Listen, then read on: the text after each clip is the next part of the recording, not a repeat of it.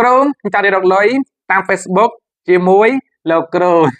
អូខេបានបងអត់ទៅចង់អញ្ចឹងឡលេខ1តែម្ដងទទួលបង្រៀនបងតែស៊ូណាបង រៀនមកគូស៊ូណាក៏សិស្សលោកគ្រូណាទៅតស៊ូស្វិតស្វាញណាតម្រាំរកចំណូលបានមួយអញ្ចឹងណាបងចង់បញ្ជាក់ណាមិនមែនស៊ូមិនងាយងាយណាឃើញគេផុសបានលុយដកលុយហ្នឹងអាហ្នឹងគឺជោគជ័យហើយណាគេទទួលបានផលផ្លែផ្កាហើយតែបងប្អូនយើងទើបចាប់ដើមដៃថ្មីហ្នឹងមកថ្មីហ្នឹងគឺស៊ូតស៊ូអញ្ចឹងណាបង វាលំបាកមុនលំបាកមុនវេទនាក្រោយបង លំបាកមុនវេទនាក្រោយឬក៏លំបាកមុនសំណប់ក្រោយឬក៏ចង់បញ្យល់អញ្ចឹងណាបើយើងតស៊ូយើងធ្វើពីដើមទៅយើងបានប្រភពចំណូលមួយតាមអនឡាញហើយ100 200 300 400 1000 2000បងប្អូនអ្នកខ្លះចាប់ពីណាគាត់ធ្វើទៅបានដល់ច្រើនតុងពាន់តុងម៉ឺនក៏មានដែរមានណាបងគេធ្វើបានពិតប្រកបមែនណាមិនលេងសើចទេបងណាគាត់តែគេតស៊ូវាមិនមែនបានភ្លាមវាមិនមែនធ្វើថ្ងៃហ្នឹងជោគជ័យថ្ងៃហ្នឹងគូចង់បញ្យល់អញ្ចឹងណា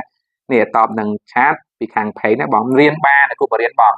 គ្រូបង្រៀនហ្នឹងគឺបង្រៀនពីគ្រឹះពីដំបូងទៅចំពោះសិស្សដែលថ្មីសុទ្ធអត់ចេះសោះអត់ចេះអង់គ្លេសអត់សូវចេះភាសាអត់សូវចេះធ្វើ blog វីដេអូហ្នឹងគ្រូបង្រៀនបានអញ្ចឹងណាបង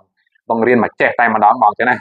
ពីទូចរហូតដល់រកចំណូលបានជាប់កងធនាគារ Bank PN ហ្នឹងក៏លោកគ្រូជួយដែរអញ្ចឹងបងហើយការសិក្សាមាន2ចាំមកដល់ទីតាំងលោកគ្រូក៏បានរៀនផ្ទាល់ណាមួយក៏បានដែរនៅភ្នំពេញបរិយាពេញហួតច្បារ8ហ្នឹងក៏បានពីចំពោះកូនសិស្សនៅឆ្ងាយតាមដាខេត្តនៅស្រុកកេនអាចមករៀនតបានចាំ add Telegram លោកគ្រូនឹងបរៀនបានគ្នាណាបងអរគុណ